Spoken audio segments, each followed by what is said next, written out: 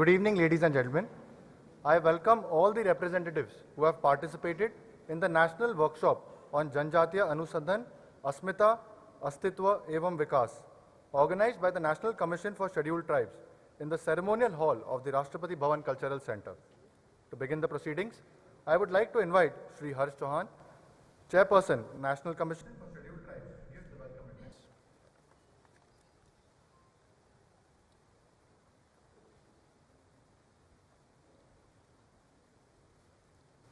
माननीय राष्ट्रपति जी,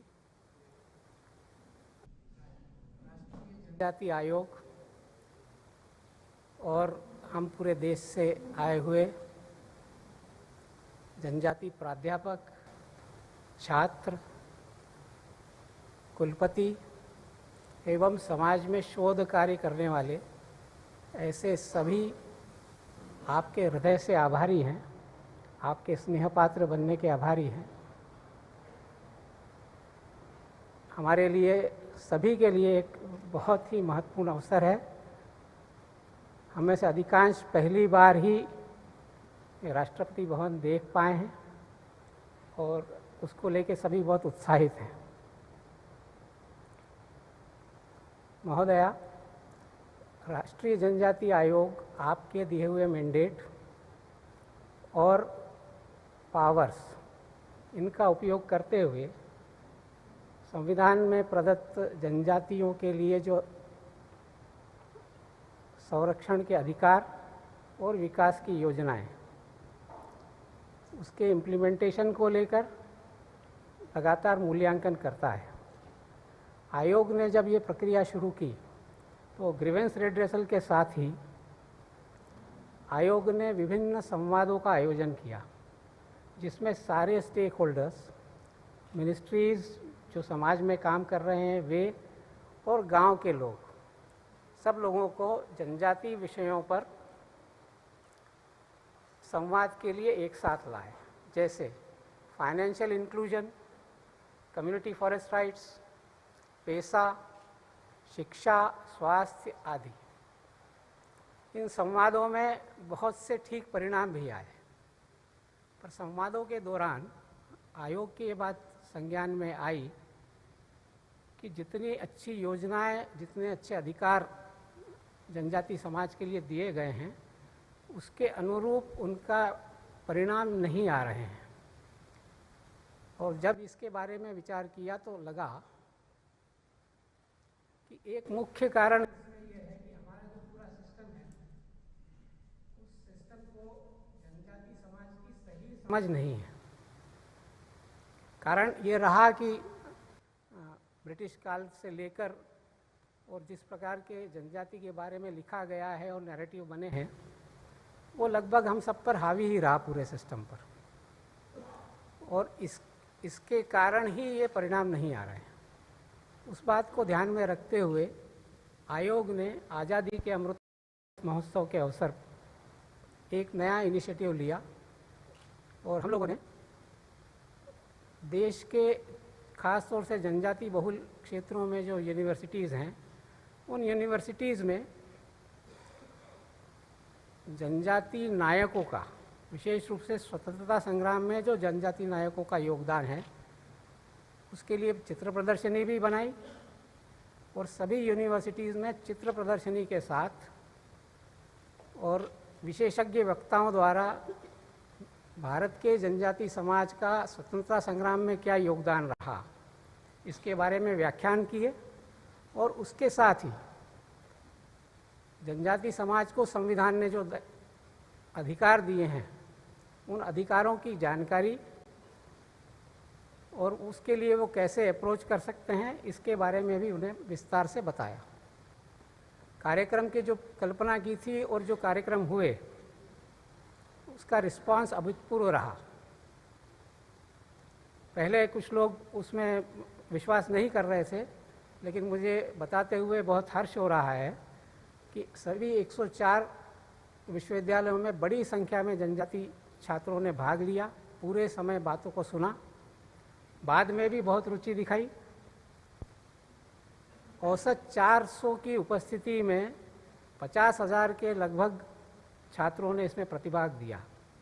और देश के 70% जनजाति क्षेत्र में इस प्रकार के कार्यक्रम हो गए। उसी की अगली कड़ी में हम लोगों ने आयोग की तरफ से सबको आह्वान किया कि हम सब दो दिन के लिए और जनजाति समाज का सर्वांगीण विकास कैसे हो, उसके लिए क्या किया जा सकता है, इस पर विचार करें। क्योंकि हमें ऐसा लगा कि ये जो इमेज वर्सेस रियलिटी की गैप है जनजाति समाज की पूरे सिस्टम में, उसके साथ अगर एक बात और जोड़ें तो संवेदनाओं की भी गैप रही है, एम्पैथी की भी गैप रही है, जिसके बारे में लगातार हमारे योजनाकार नीति नियंता कहते आए हैं कि एक एटीट्यूडनल चेंज की ज़रूरत है। तो ये एटीट्यूडनल चेंज जो है, इसमें एम्पैथी एक बहुत महत्वपूर्ण कारण बनता है और विशेष रूप से इसका सबसे ज़्यादा विक्टिम जनजाति समाज है। तो ये ठीक होने के लिए यूनिवर्सिटीज़, विद्यालय जो कोर्सेज डिज़ाइन कर रहे हैं, जो ट्रेनिंग दे रहे हैं, जो रिसर्च कर रहे हैं, इंस्टीट्यूट्स का बहुत बड़ा लाभ हो सकता है और इसलिए हमने यहाँ से शुरुआत की। इन 2 दिवसीय कार्यशाला में हम लोगों ने जनजाति समाज के अधिकार और उसके सर्वांगीण विकास और उसके साथ ही जनजाति समाज देश के विकास में कैसे सहभागी हो सकता है, इसके बारे में विचार किया। मुख्य रूप से 3 भागों में, 3 आयामों में हमने विचार किया। पहला अस्मिता, अस्तित्व और विकास।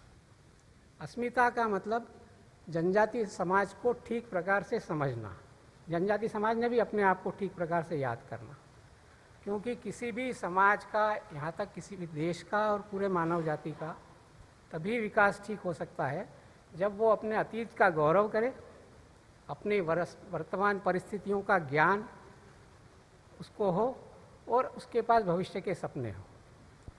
और ये जो पहला भाग है इसमें कि अपने अतीत का गौरव, ये महत्वपूर्ण है और ये हमारे कार्यक्रमों में भी नज़र आया कि जब हम वो चित्र लेकर, चित्र प्रदर्शनी लेकर छात्रों के बीच में गए तो लगभग हर एक चित्र को देखकर सब ने उसके साथ सेल्फी ली। सब ने ये डिमांड किया कि इन चित्रों की, ये प्रदर्शनी की जानकारी की हमको कैसे मिल सकती है और इसीलिए हम लोगों ने उसकी एक पुस्तक के रूप में भी प्रकाशित किया है। माननीय हम आपको वो भेंट करेंगे। तो इन विषयों पर विचार किया। मुख्य बिंदु अगर हम कहें तो जब अस्मिता की बात आती है तो जनजाति समाज के मन में हमेशा पीड़ा रही कि मुझे ठीक से कोई जानता नहीं है, मुझे जानता केवल मेरे कपड़ों से है, मेरे नृत्य से है, लेकिन मेरे इस रहन सहन में, मेरे व्यक्तिगत जीवन मूल्य, मेरे पारिवारिक जीवन मूल्य, मेरे सामाजिक जीवन मूल्य, हमारी जो कम्युनिटी लिविंग है, इसको कोई समझता नहीं है, हमारे अध्यात्म को कोई नहीं समझता है। ये पीड़ा सर्वत्र है और इस पर किसी प्रकार का अध्ययन, डॉक्यूमेंटेशन नहीं हुआ है। तो अस्मिता के विषय में हम सब कुलपतियों ने भी और प्राध्यापकों ने विचार किया इसमें किस किस प्रकार का रिसर्च हो सकता है ताकि स्वयं को भी गौरव की अनुभूति हो और शेष समाज भी हमारी उन बातों को समझ सके, क्योंकि इसी आधार पे विकास की योजना बनती है। जब तक हमें अपने समाज की शक्ति नहीं पता, विशेषता नहीं पता, तब तक ये हो नहीं सकता। इस पर अच्छा विचार हुआ, सबकी सहमति बनी। आगे अस्तित्व की जब बात हुई तो जो राइट्स हमको दिए गए हैं, अधिकार दिए गए हैं, उसकी भी सबको समझ होना जरूरी है, स्वयं जनजाति समाज को भी और जो उसके इम्प्लीमेंटेशन करने वाले लोग हैं उनको भी। जैसे उदाहरण के तौर पर देखें तो हमको जंगल का अधिकार, कम्युनिटी फॉरेस्ट राइट्स दिया गया। सामान्यतः देखने में आता है कि कम्युनिटी फॉरेस्ट राइट्स क्यों, तो जनजाति समाज में संस्कार से कभी भी इंडिविजुअल ओनरशिप का कंसेप्ट ही नहीं रहा, कम्युनिटी ओनरशिप ही उसका स्वभाव है, इसलिए उसको कम्युनिटी फॉरेस्ट राइट्स दिए हैं। ये सिस्टम को समझने की आवश्यकता है और कम्युनिटी फॉरेस्ट राइट्स देने के बाद में जंगल का संरक्षण और अच्छे से हो सकता है, ये उसको ध्यान में आने की ज़रूरत है, तभी वो ईमानदारी से इम्प्लीमेंट होगा। एक उदाहरण मैंने दिया, ऐसे कई बातें आई। विकास की चर्चा करते हैं तो हम जनजाति समाज को हमेशा ये पीड़ा रहती है कि हमारे समाज के अनुरूप विकास की योजनाएं नहीं बनती। बहुत प्रयासपूर्वक वो हमको देने की कोशिश करते हैं, लेकिन हमें जो चाहिए वो मिलता नहीं है। तो इस बात को पूरा सिस्टम समझे, प्रोडक्ट डिज़ाइनर से लेके और इम्प्लीमेंटिंग जो अथॉरिटीज़ है, एडमिनिस्ट्रेशन है, सब लोग समझे और इसके लिए किस प्रकार के अध्ययन की ज़रूरत है। किस प्रकार के डॉक्यूमेंटेशन की ज़रूरत है, जो अभी बहुत नगण्य सा लग रहा है। इन कार्यक्रमों के बाद हम सब ने मिलकर संकल्प लिया है कि हम इन सारे विषयों पे काम करेंगे और प्राइमरी डाटा के आधार पर, और जिसमें छात्रों का सहयोग सबसे महत्वपूर्ण हो सकता है, युवा प्राध्यापकों का सब अच्छा हो सकता है, जनजाति समाज के इनपुट्स किस तरह से ले सकते हैं, और इस प्रकार का रिसर्च सामने आए ताकि योजनाकारों को, एडमिनिस्ट्रेशन को इन योजनाओं को लागू करने का एक सही डायरेक्शन भी मिले। और मुझे, हम सबको ये विश्वास है कि जब ये करने में हम सफल होंगे तो हमारा विकास बहुत तेज़ गति से होगा, और देश का विकास भी तभी हो सकता है जब हमारे सभी प्रकार के घटकों को समझकर विकास की योजनाएं बनेंगी और लागू होंगी। इस प्रकार का संकल्प हमने लिया है। हम आपको आश्वस्त करते हैं कि यहाँ से लौटने के बाद प्रत्येक व्यक्ति हम में से अपनी अपनी भूमिका तय करेगा और हम इस दिशा में, अध्ययन की दिशा में खास तौर से आगे बढ़ेंगे। एक विशेष कुछ उपलब्धियां भी हुई, जैसे ICSSR ने अभी घोषणा की है कि वो एक कम से कम 50 स्कॉलरशिप्स सोशल रिसर्च को लेकर कर रहे हैं। ऐसे ही न्यू एजुकेशन पॉलिसी में जो प्रावधान हुए हैं उसका उपयोग करते हुए यूनिवर्सिटीज़ कैसे कर सकती हैं, इसको लेकर UGC चेयरपर्सन ने भी अपने विचार रखे, उनसे इंटरेक्शन हुआ और हमें ऐसी उम्मीद है कि हम ये बहुत तेज़ी से इस काम को कर सकेंगे। एक बार हम सभी फिर से आपके स्नेह पात्र बनने के लिए, और यहाँ आपने हमें बुलाया, उसके लिए हम आपका हृदय से आभार व्यक्त करते हैं। धन्यवाद।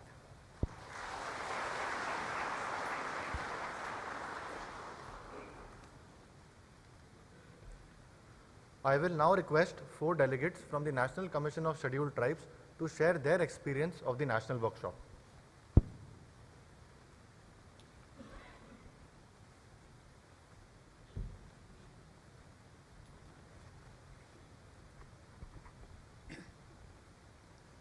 सबको नमस्कार। At the very first place, I would like to pay my respect to the Honorable President. Namaste, Madam. Esteemed dignitaries on the dais and off the dais, ladies and gentlemen. Indeed, it is a singular privilege for me to deliver a short speech before the galaxies of dignitaries in the valedictory function of 2 days workshop on Janjatiya Anusandhan, Asmita, Astiva, Evam Vikas. I am genuinely grateful to the NCST New Delhi for giving me such a unique opportunity. The efforts and hard work put forth by the NCST in organizing a nationwide program on tribal heroes in India freedom struggle in connection with the Azadi Ka Amrit Mahotsav was a commendable achievement, in which all the head of the institution, professors, scholars, social organizations, students, Kalyan Ashram and Kamal people put their hands together to bring forth the unsung, unseen and unknown tribal heroes through dialogue seminars, conference, and gave a platform to all the students to share their views through interaction. As a convener, I have successfully organized the NCST program on tribal heroes in India's freedom movement in 3 universities in Manipur with utmost support from our Vice Chancellor, Professor N. Lokendra Singh at Manipur University, Professor N. Rajkumar Singh, Vice Chancellor, Dhanamanjari University at GP Women College, and Professor Sri Prakash Mani Tripathi, Vice Chancellor, IGNTU at Regional Campus, in which the Honorable Governor, Chief Minister, and Education Minister graced the function. It was the first of its kind in the history of Janjati in particular, and the nation in general.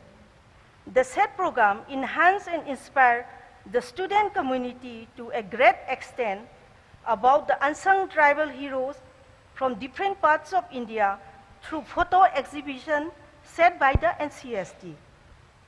Manipur, the land of jewel, produced a great number of unsung heroes who fought against the colonial exploitation. I myself belong to the Ranima Gaidilu tribe from Manipur, where the only Naga community still preserve and follow the indigenous faith. Our great heroes, Haipo Zadonang, sacrificed his life in protecting his people from socio-religious, economic, and political exploitation by the colonial rule.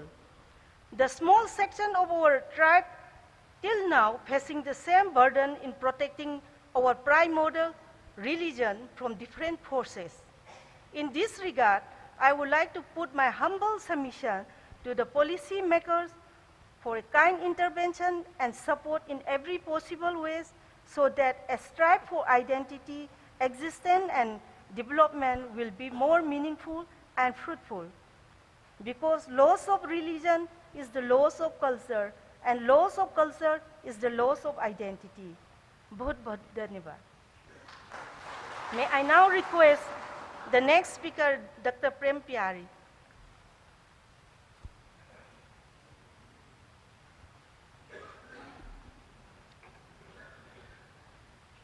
माननीय राष्ट्रपति जी, आज़ादी के अमृत महोत्सव के सुअवसर पर राष्ट्रीय अनुसूचित जनजाति आयोग द्वारा काफ़ी देश के विभिन्न क्षेत्रों में, काफ़ी यूनिवर्सिटी में स्वतंत्रता संग्राम में जनजाति आयोग का योगदान, ये कार्यक्रम किए गए।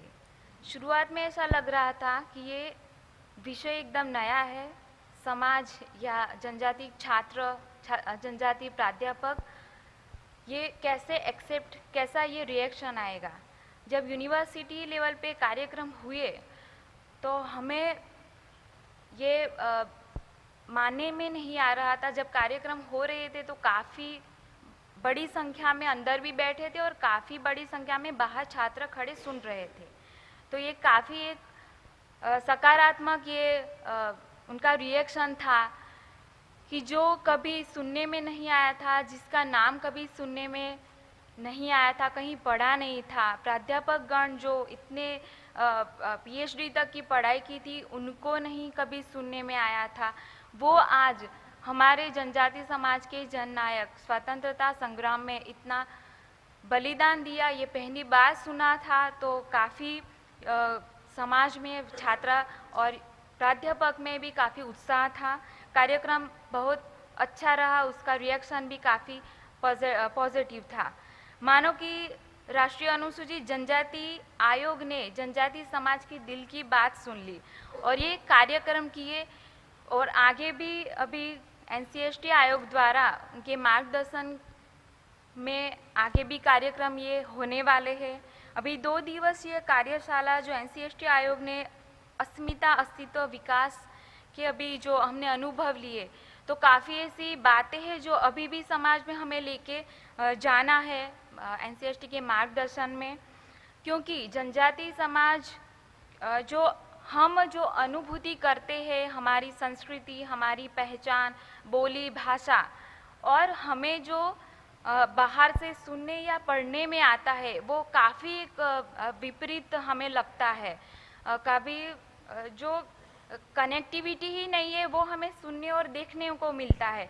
तो हमारे जो बोली, भाषा, हमारी संस्कृति, हमारा जो जीवन पद्धति है, वो जो मूल्य है वो सही तरीके से हमें हमारे समाज के सामने लाना है, और इसके लिए हमें आगे भी और प्रयास करके सही तरीके से मूल्यों को हमें लोगों के सामने लाना है।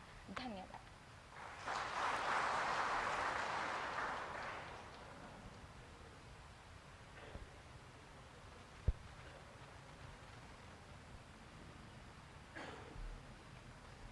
माननीय राष्ट्रपति जी, हम विगत 5-6 महीना से वर्कशॉप हो रहा है जो जनजाति जननायक का स्वाधीनता स्वतंत्रता संग्राम में लड़ाई कैसे हुई है, और 2 दिवसीय वर्कशॉप अस्तित्व, अस्मिता और विकास के बारे में जो हुआ है उसी के संदर्भ में हम उपस्थित उपस्थित हैं। मैं NIT रायपुर से हूँ। NIT रायपुर टेक्निकल इंस्टीट्यूट है और इस प्रोग्राम को करने के लिए काफ़ी मेहनत भी लगी थी, लेकिन छात्रों के सामने में जाने के बाद ये प्रोग्राम अच्छा से हुई थी और काफ़ी मात्रा में संख्या भी आई थी। और इस प्रोग्राम को करने के बाद स्टूडेंट और फैकल्टी में भी एक कनेक्टिविटी आई हुई थी और उस प्रोग्राम में एग्जीबिशन भी लगी थी। और एग्जीबिशन में हम लोग व्यक्तिगत रूप में 5 से 6 फ्रीडम फाइटर को जानते हैं, लेकिन उस प्रोग्राम के द्वारा हम लोग 52 से ज़्यादा फ्रीडम फाइटर को भी जानने को लगा और हम लोग महसूस भी किए कि हम लोग भी हमारे अतीत भी बहुत गौरवशाली थी और सभी जनजातीय फैकल्टी और स्टूडेंट भी गौरव अनुभव करते हैं। और कल के प्रोग्राम में जो था अस्तित्व, अस्मिता और विकास, इस प्रोग्राम में भी हमको सीखने को मिला कि हमारे अस्तित्व, अस्मिता को कैसे बचाए रखें और विकास में भी हम लोग जनजातीय समुदाय या जनजातीय फैकल्टी कैसे इन्वॉल्वमेंट रहे। जैसे मेनली जनजातीय का जीविका जल, जंगल, जमीन के ऊपर रहता है, लेकिन हम लोग सोचते हैं कि जंगल में जैसे कंपनी वगैरह खोले तो उनका डेवलपमेंट अच्छा से होगा, लेकिन हम लोग ये अदर डायरेक्शन में नहीं सोचते कि वहाँ पर कंपनी वगैरह खोलने से उन लोगों का आजीविका जिसके ऊपर डिपेंडेंट है वो ख़त्म हो सकती है। तो ये सब को सोचते हुए IIT, NIT या अदर रिसर्च इंस्टीट्यूट को भी सोचना चाहिए कि उनका आजीविका या आस्था और अस्तित्व को बचाते हुए उनका डेवलपमेंट होना चाहिए। धन्यवाद। मैं अभी डॉक्टर रेणु जैन जी को आमंत्रित करती हूँ।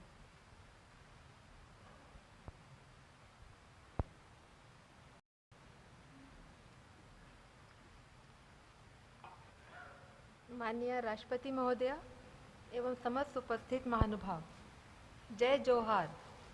आमो आखा 1-6 भीली भाषा के इस अभिवादन से, जिसका अर्थ है नमस्कार, हम सब एक हैं, मैं रेणु जैन, कुलपति देवी अहिल्या विश्वविद्यालय, अपनी बात शुरू करती हूँ। देवी अहिल्या विश्वविद्यालय के कार्य क्षेत्र में 8 जिले आते हैं, जिनमें से 7 जनजातीय बहुल हैं।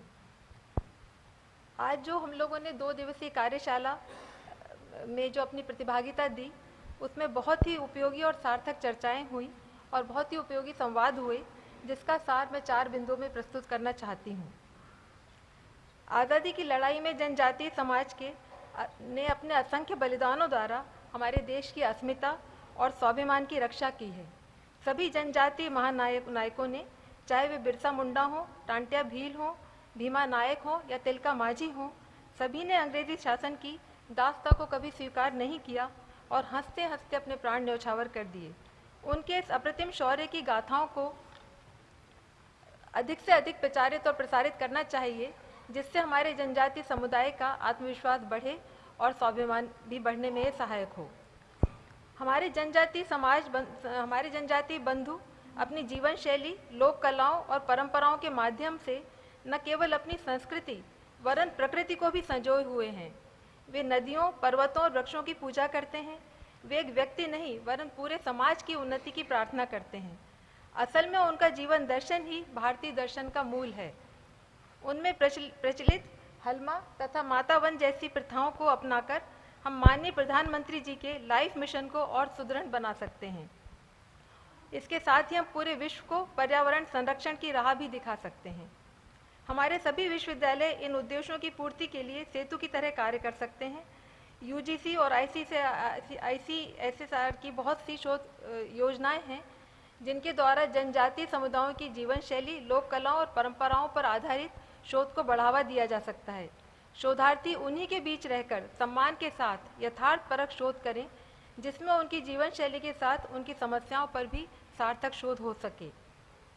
शासन स्तर पर शोध प्रबंधों में की गई प्रशंसाओं को प्रेषित किया जाना चाहिए, जिससे इन जनजातियों के विकास हेतु नीति निर्धारण में मदद मिल सके। इसके अतिरिक्त उनकी लोक कलाओं और उत्पादों को GI टैग द्वारा बाजार उपलब्ध कराया जा सकता है, जिससे कि वे आर्थिक रूप से सुदृढ़ हो सकें। हमारे एनएसएस कार्यक्रम द्वारा गांव-गांव में पहुंचकर शासन द्वारा आरंभ की गई योजनाओं और सुविधाओं की जानकारी भी दी जा सकती है और सिकल सेल जैसी आनुवंशिक बीमारी की रोकथाम हेतु काउंसलिंग भी प्रदान की जा सकती है।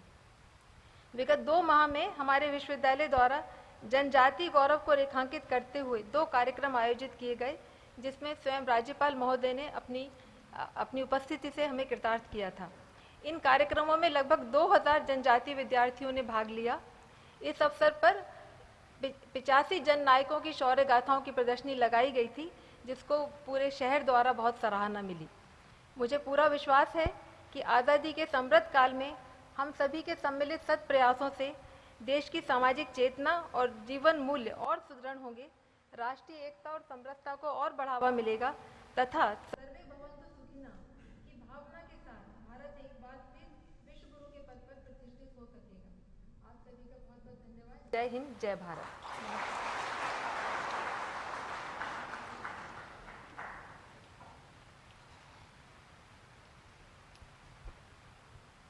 I would now like to request Shri Harish Chauhan, Chairperson, National Commission for Scheduled Tribes, to release the book Swatantra Sangram में जनजाति नायकों का योगदान and present the first copy to the Honorable President.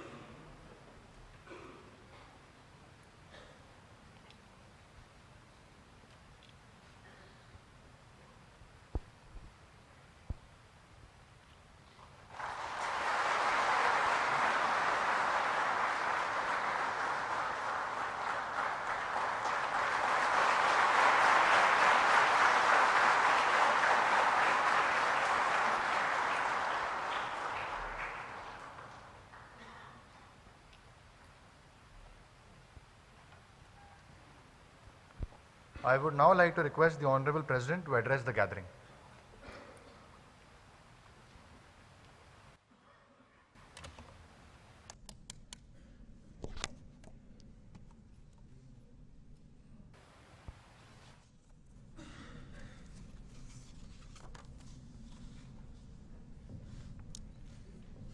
राष्ट्रीय अनुसूचित जनजाति आयोग के अध्यक्ष श्री हर्ष चौहान जी, देश के विभिन्न क्षेत्र से यहाँ आए हुए जनजाति प्राध्यापक, सामाजिक कार्यकर्ता, शोधकर्ता और लेखक तथा विश्वविद्यालय के कुलपतिगण, देवियों और स्वजनों, आप सबको मेरा नमस्कार। मुझे ये जानकर बहुत प्रसन्नता हुई है कि आज़ादी के अमृत महोत्सव के अवसर पर विभिन्न विश्वविद्यालय में स्वतंत्रता संग्राम में जनजाति नायकों के योगदान पर चित्र प्रदर्शनियाँ आयोजित की गई है। साथ ही जनजाति विषयों पर अनुसंधान के लिए कार्यशाला भी आयोजित की गई है। राष्ट्रीय अनुसूचित जनजाति आयोग एवं राष्ट्रीय कार्यशाला में भाग लेने वाले सभी प्रतिनिधियों को मैं बहुत बहुत बधाई देती हूँ।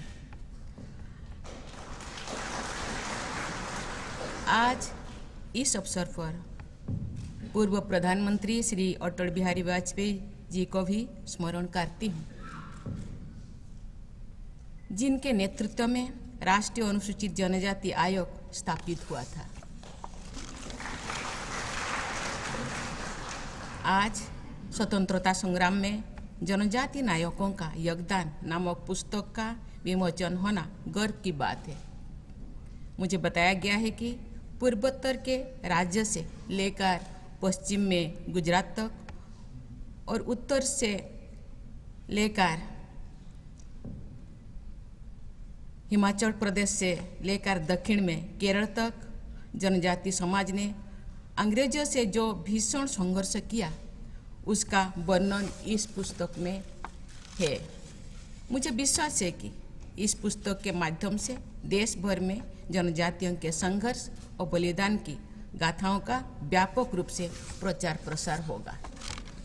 मुझे बताया गया है कि राष्ट्रीय अनुसूचित जनजाति आयोग ने 125 प्रमुख विश्वविद्यालयों में अनेक कार्यक्रम आयोजन किए।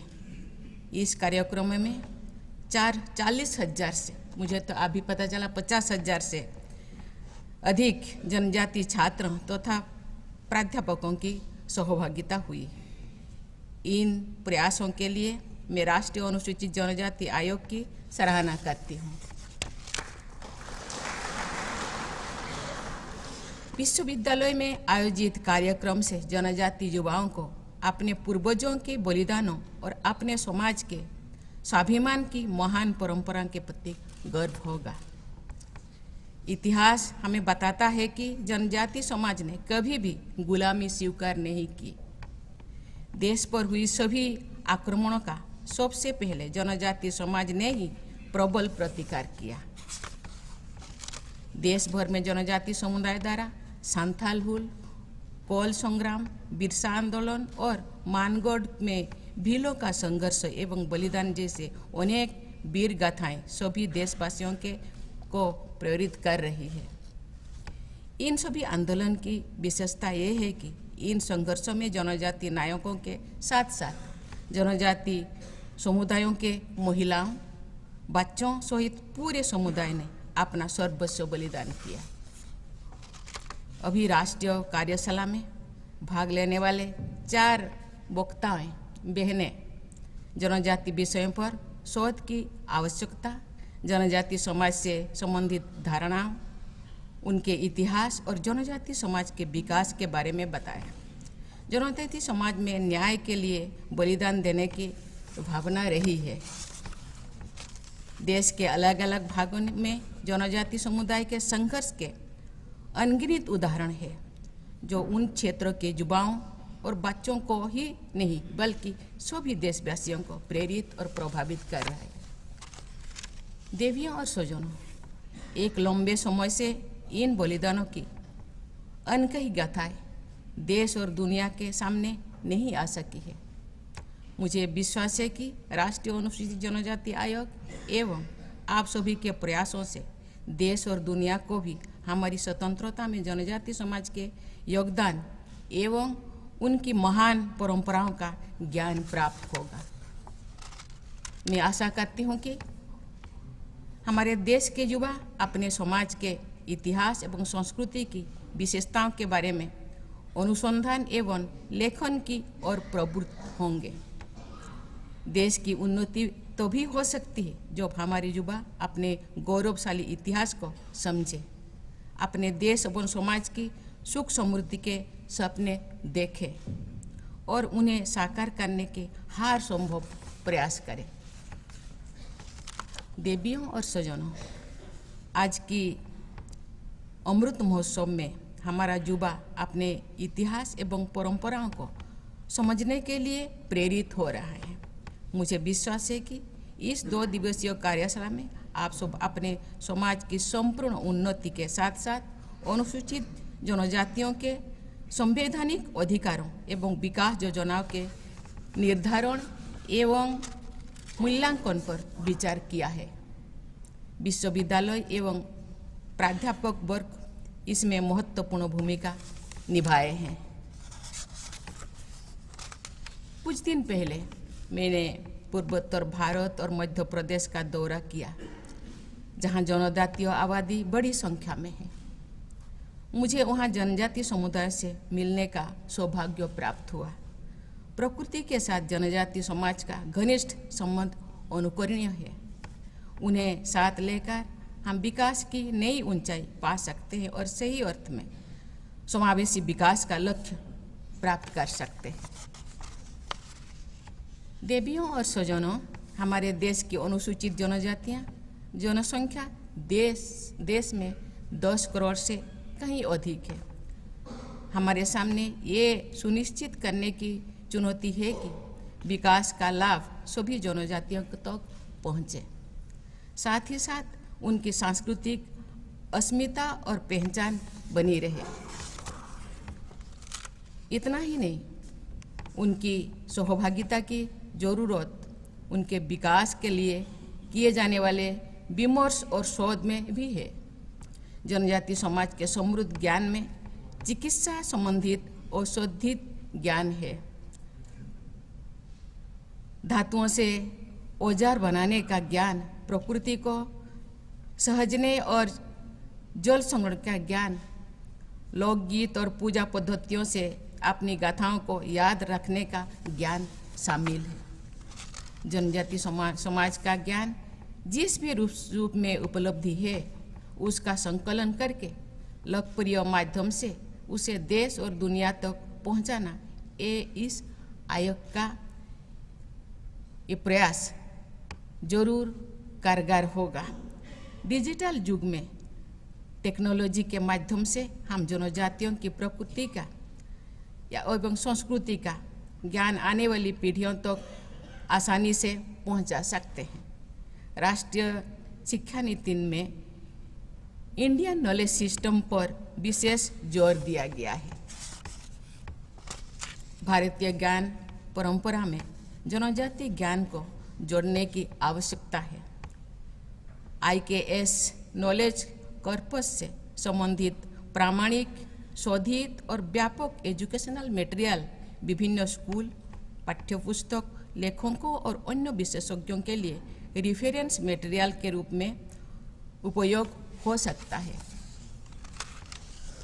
प्रौद्योगिकी और परंपराओं, आधुनिकता और संस्कृति का सम्मिश्रण समय की मांग है और हमें असीम ज्ञान की शक्ति के साथ आगे बढ़ने और दुनिया का नेतृत्व करने के लिए तैयार रहना चाहिए।